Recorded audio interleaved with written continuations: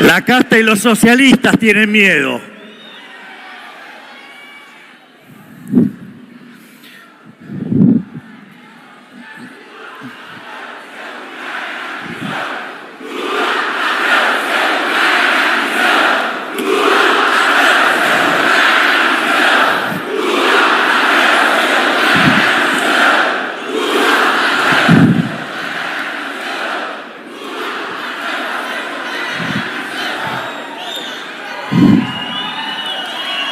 Buenas tardes a todos.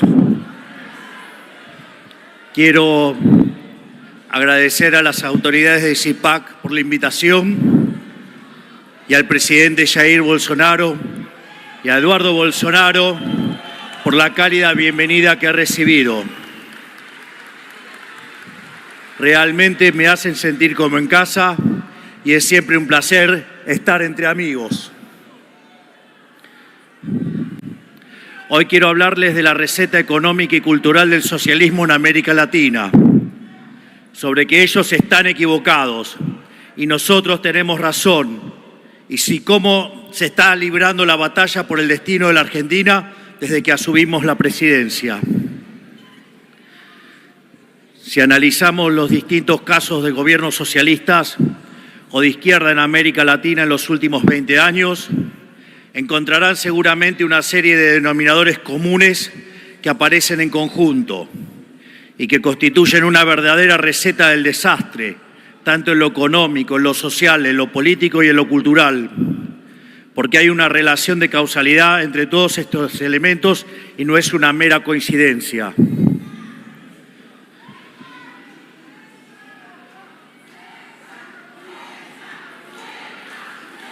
¿Qué pasó? Por favor, tomen asiento para que los que están atrás...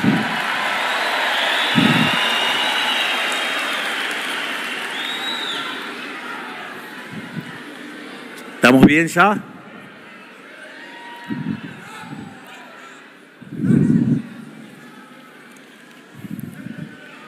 En primer lugar, es notable que los socialistas comienzan con un periodo de bonanza económica en un contexto de cuentas públicas ordenadas y precios internacionales de commodities altos.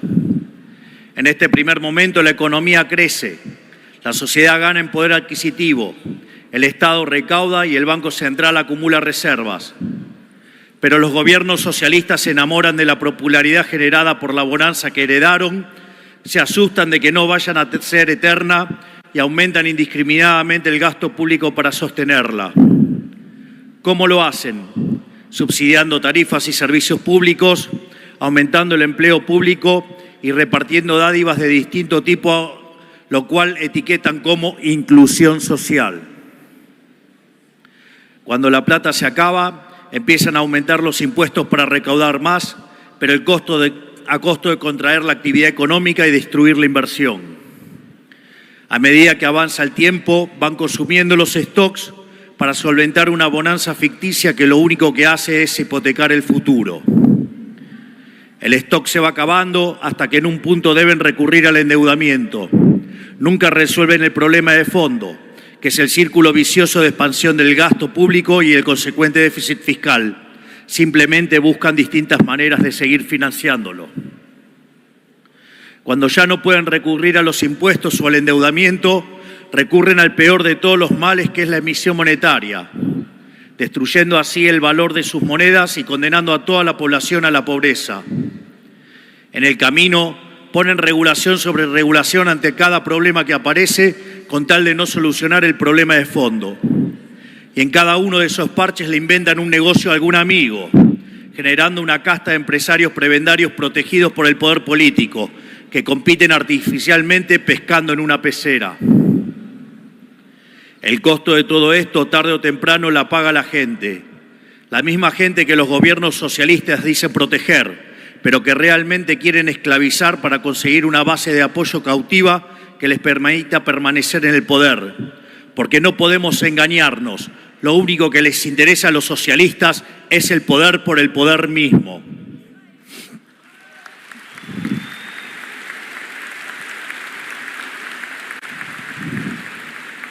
La consecuencia es que la gente termina pagando en inflación desenfrenada lo que le regalan en subsidios y termina pagando en bienes más caros y de peor calidad la política de protección industrial y manufacturera que los gobiernos promueven para beneficiar a sus amigos. Esta película ya la vimos decenas de veces en toda la región y en el resto del mundo también. No es ni más ni menos que la historia del socialismo del siglo XXI, del que tanto hemos escuchado hablar los hermanos latinoamericanos y que defienden todos los populistas que integran el Grupo Puebla o que también, digamos, antes se llamaba Foro de San Pablo.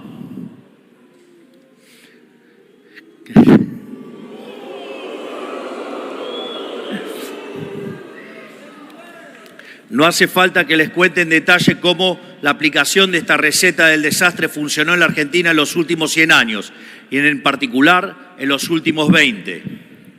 Alcanza con recordar que tuvimos déficit fiscal 113 de los últimos 123 años, que nuestros políticos irresponsablemente multiplicaron nuestra base monetaria 25.000 trillones de veces en los últimos 70 años. Y esto no es una hipérbole, es un dato duro. Alcanza con recordar que de 1975 para acá, el porcentaje de argentinos por debajo de la línea de pobreza se multiplicó por 10, que tenemos el mismo PBI per cápita que en 2007 y que la economía formal no genera empleo genuino desde hace más de 10 años. Y basta con ver, con mucha bronca, que mientras nosotros nos hundíamos, el resto de los países que tuvieron economías más liberales progresaron. Pero aún así, dentro de lo que es el derrotero de casos de estudio del socialismo latinoamericano, la catástrofe argentina puede ser tomada como un caso intermedio. La pregunta es ¿por qué? Porque por más que lo intentaron, nunca lo lograron llevar el programa socialista a sus últimas consecuencias, porque nunca pudieron terminar de subyugar a la sociedad, porque encontraron un límite en un pueblo rebelde que vela por su propia libertad, que protege con uñas y dientes su propiedad de las garras confiscadoras de los políticos y que se resiste a ser dominado.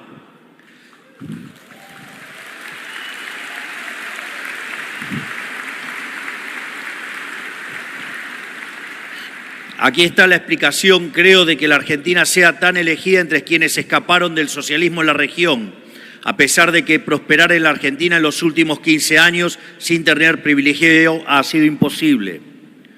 Porque uno puede entender fácilmente que haya 500.000 venezolanos en Chile, que es históricamente un país con una economía libre, por más de que en los últimos años el modelo que tanto bienestar generó para el común de los chilenos esté siendo cuestionado.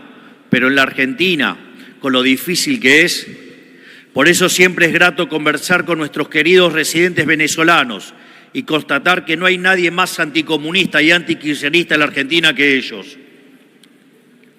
A la larga, como el socialismo es insostenible y necesariamente fracasa, los gobiernos que resisten en esa senda o terminan siendo rechazados por la sociedad o terminan violando la libertad y jugando con la vida de sus ciudadanos para preservarse en el poder. Una y otra vez la historia demuestra que los mismos que se llenan la boca hablando de la democracia, de pluralismo y de opresión son los que están dispuestos a torcer las reglas e inclusive interrumpir el orden constitucional para atrincherarse en el palacio cuando el pueblo reclama un cambio. Miren lo que pasó en Venezuela, que ya no queda un solo gobierno sensato del mundo que no reconozca que es una dictadura sanguinaria. Miren lo que pasó en Bolivia en 2019, cuando Evo Morales se obstinó con un tercer mandato inconstitucional. Miren la persecución judicial que sufre nuestro amigo Jair Bolsonaro aquí en Brasil.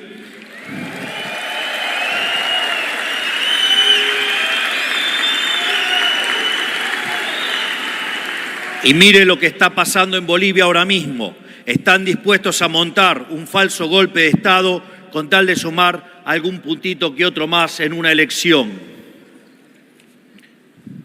Por eso, cuando digo que la Argentina es un caso intermedio, lo es únicamente en términos relativos, porque su punto de comparación es el horror humanitario que han sido otras dictaduras asesinas de la región, como Cuba, como Nicaragua, como Venezuela, de donde se escaparon 7 millones de personas en la última década para no compartir el hambre con las que se quedaron.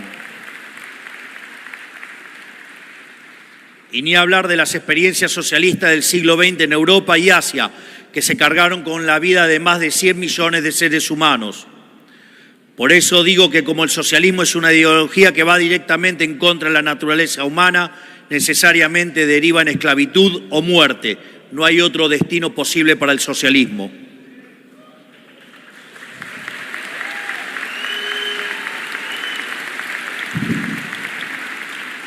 Pero obviamente el descenso al socialismo no ocurre de la noche a la mañana ni sale de un repollo. Nada de esto es posible sin un esfuerzo cultural constante por esmerilar a quienes defendemos el libre mercado, el capitalismo y a los valores que hicieron de la civilización occidental la punta de lanza de la historia del progreso humano. Esfuerzo que lamentablemente muchas personas de poder e influencia en el mundo libre han tomado como dado. Solo fíjense las ideas que defienden muchos organismos supranacionales, las ONG, las instituciones educativas y la industria del entretenimiento y los medios de comunicación. Uno se pregunta, ¿por qué lo hacen? En algunos casos lo hacen desde un lugar bien intencionado, en el afán de ser buenos o solidarios. En muchos casos también porque son socios hipócritas y viven del financiamiento que el socialismo le permite.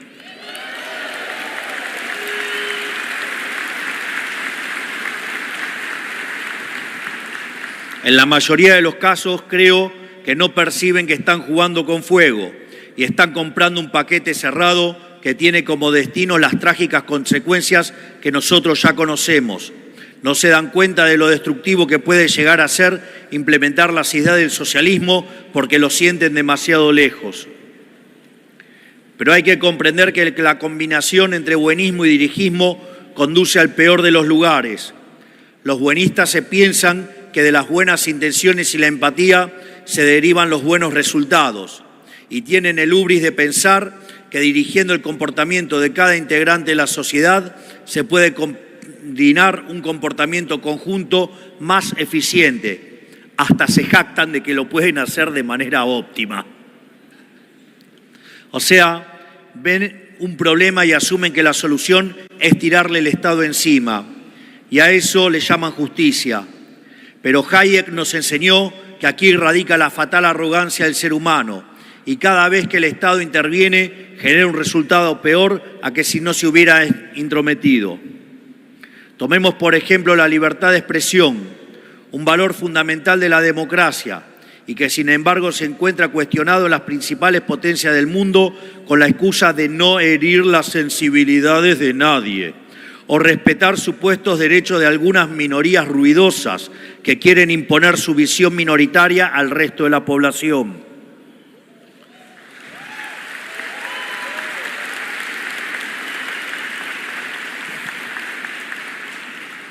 La historia del mundo es testigo de que este tipo de comportamiento decanta en censura y opresión, y sin embargo, cada vez es más frecuente escuchar cómo en países que uno creía respetaban los principios básicos de la democracia, se cometen aberraciones en materia de libertad de expresión y censura. Son cosas que parecen lejanas o abstractas, pero cada uno mira lo que lamentablemente empieza a ocurrir hoy aquí en Brasil, lo piensa dos veces. Además, como dice Thomas Sowell, la censura, la regulación de la palabra que promueve el socialismo no es otra cosa que una confesión de su bancarrota intelectual y una declaración tácita de derrota en la batalla cultural. Porque como no se animan a enfrentarnos en el mercado de las ideas, porque saben que no pueden derrotarnos, lo intervienen y prohíben la circulación de las ideas que no les gustan y subsidian las ideas que sí les gustan.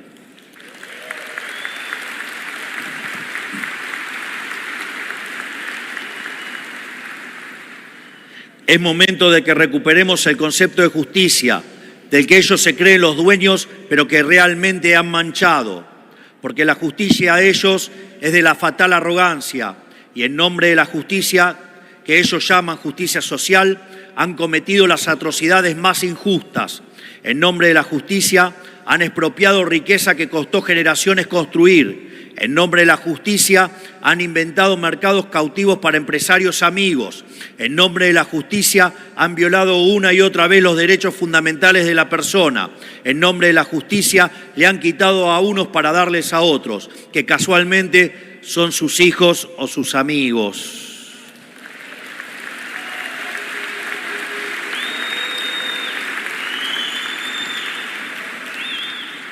Si tienen alguna duda, vayan a ver cómo viven la familia de estos adalides del socialismo del siglo XXI.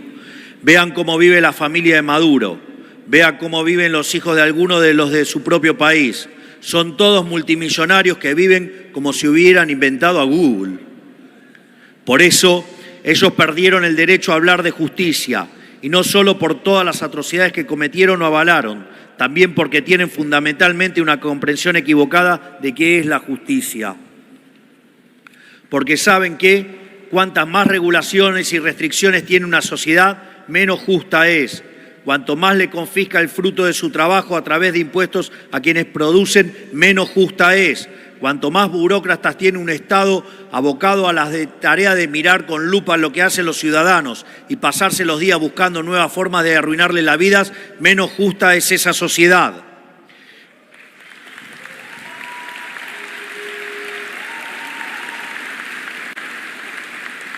Incluso, cuanto más leyes tiene un país, menos justo es, sobre todo si se trata de leyes que ponen en cuestionamientos los pilares de nuestra sociedad y de nuestro derecho constitucional, que son la defensa de la vida, la libertad y la propiedad.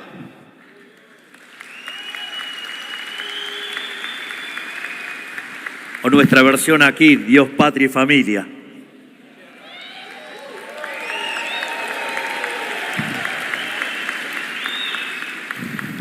Porque justicia no es que todos seamos iguales. Justicia es quien se esfuerza y se aplica pueda apropiarse del fruto de su esfuerzo y que no tenga que ver progresar en la vida al que no hace nada, pero tiene un amigo en el poder. ¿Cuántos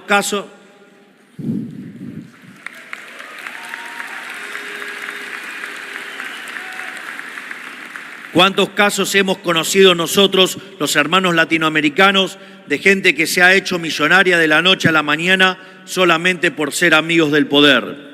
Esa es la historia del socialismo del siglo XXI.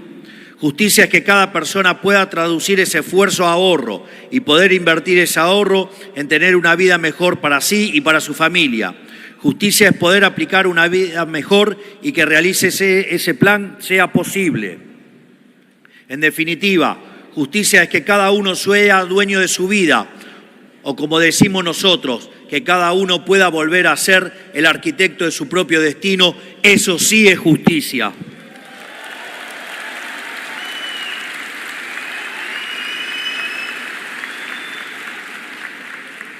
Por eso es falso que la izquierda sea la ideología de los pobres y los oprimidos.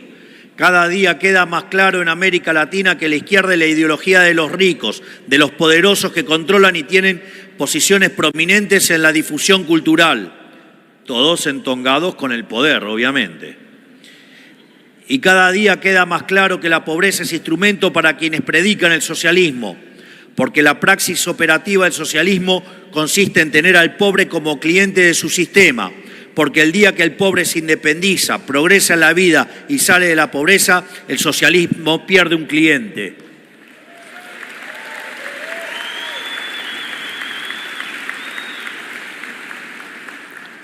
Pero obviamente quieren que les cuente algo de Argentina. Es imposible desconocer que hoy en la Argentina soplan vientos de cambio. Digamos, ustedes conocen la historia argentina muy bien. ¿Se imaginaron alguna vez que iban a ver a alguien como yo sentado en el sillón de Rivadavia? ¿Se imaginaron que iban a escuchar a un presidente argentino defender las ideas que defiendo yo con la convicción de cambio radical que tengo yo? ¿O se imaginaron alguna vez un liberal libertario presidente de un país?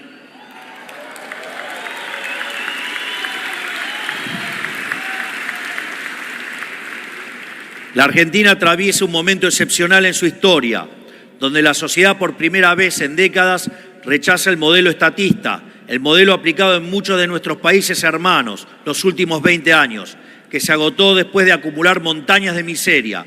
La sociedad rechaza ese modelo y reclama un cambio profundo. Le está diciendo basta al socialismo del siglo XXI.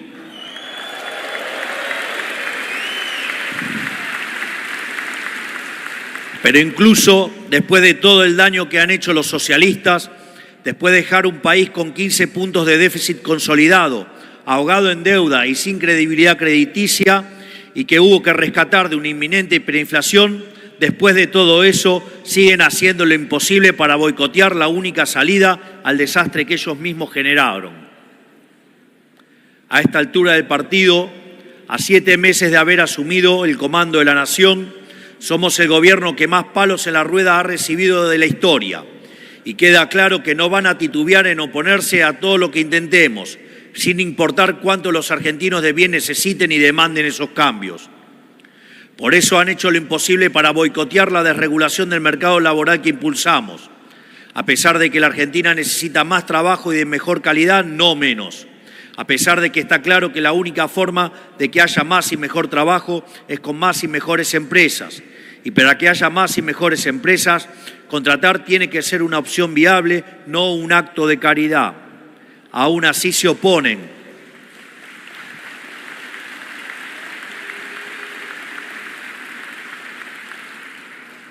Aún así se oponen, o sea, están dispuestos a perjudicar a los millones de trabajadores argentinos con tal de ver fracasar al gobierno.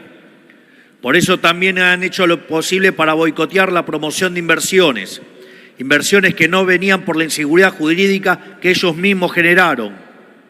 Hay que recordar una obviedad: sin inversión del privado no hay actividad económica genuina y no hay inversión privada si no es rentable para una empresa invertir, punto.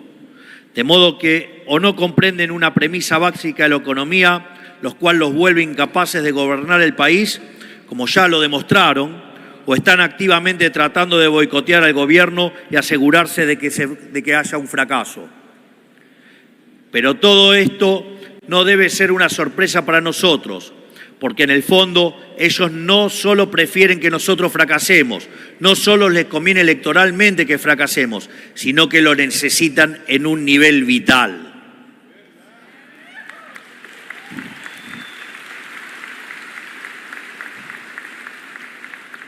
Porque si tenemos éxito, habremos desmantelado el sistema corrupto a través del cual le chupan la sangre a los 47 millones de argentinos y de todo lugar donde está vigente el socialismo. Por eso no pueden permitir que a la Argentina le vaya bien, porque ellos saben que si a la Argentina le va bien, a ellos les va mal. Por eso el nivel de obstrucción que ellos presenten será proporcional a la profundidad del cambio que nosotros queremos realizar. Y ya venimos viendo lo que están preparados para hacer para evitar que salgamos adelante. Lo hemos visto en toda la región, lo hemos visto en Chile, lo hemos visto en Brasil y lo estamos viendo en Argentina. Ellos están dispuestos a tomar el camino de la violencia y la extorsión para obstruir los cambios que reclama la sociedad. Por eso nos hicieron el paro general más rápido de la historia a pocas semanas de haber asumido, como respuesta a nuestro plan de estabilización y nuestro proyecto de desregulación económica. Y por eso hace algunos días enviaron un pequeño ejército a sembrar el caos en las puertas del Congreso, incendiando autos y vandalizando la ciudad en busca de extorsionar a los legisladores para que rechazaran nuestras reformas. Pero ¿saben qué? Hemos logrado aprobar la reforma del Estado laboral y económica más importante de la historia argentina.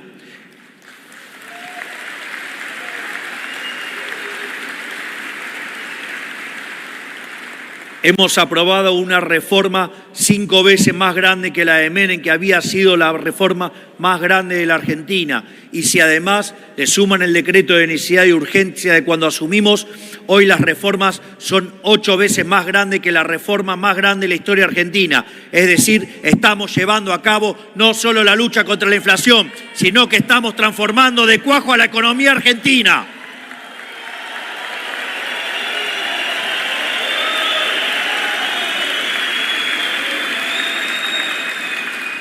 Y quiero decirles algo, vamos a salir de la miseria, les guste o no a los socialistas, con su apoyo o sin su apoyo.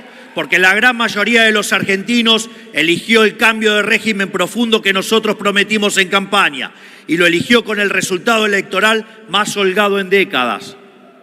Y nosotros tenemos el compromiso indeclinable de cumplir con la voluntad de la mayoría, aunque los beneficiarios de este sistema corrupto, parasitario y empobrecedor muevan cielo y tierra para boicotearnos. No pasarán, no lo lograrán. Vamos a sacar al país adelante.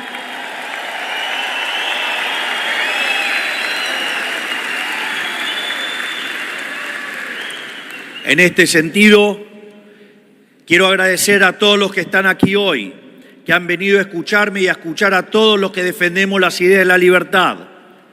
Quiero decirles que soplan vientos de cambio en el mundo, que las ideas del socialismo empobrecedor han fracasado y la gente lo sabe. La gente sabe que el socialismo es siempre y en todo lugar un fenómeno empobrecedor y violentamente asesino, y por eso se están extinguiendo y los vamos a sacar a patadas de todos lados donde estén.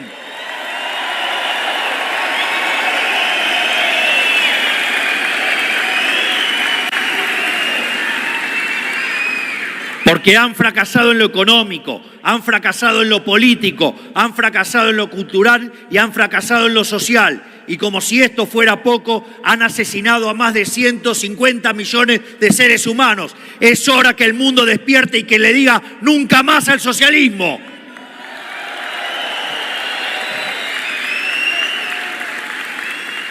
Porque el socialismo es la ideología del resentimiento, la envidia y el odio. Pero además de todo eso, el socialismo es la idea del fracaso.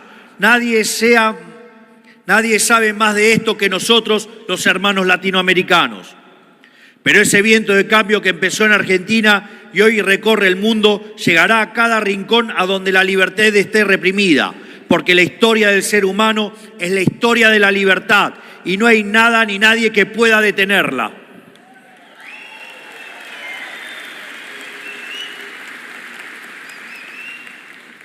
Finalmente, para aquellos menos optimistas que creen que la batalla está perdida, que no podemos hacerle frente a estructuras de poder que se han adueñado de nuestros países, quiero decirles que quien les habla ha llegado a donde llegó sin ninguna estructura, sin dinero, sin partido político ni apoyo a los medios tradicionales, pero con los puños llenos de verdades y con la convicción inalterable de que la vida sin libertad no merece ser vivida. Créanme que se puede.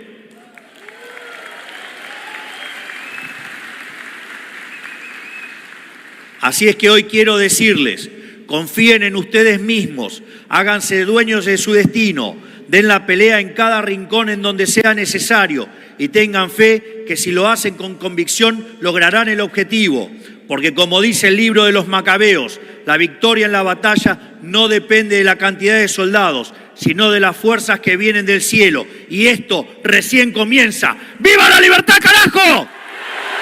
¡Viva la libertad, carajo! ¡Viva la libertad, carajo! Muchas gracias a todos.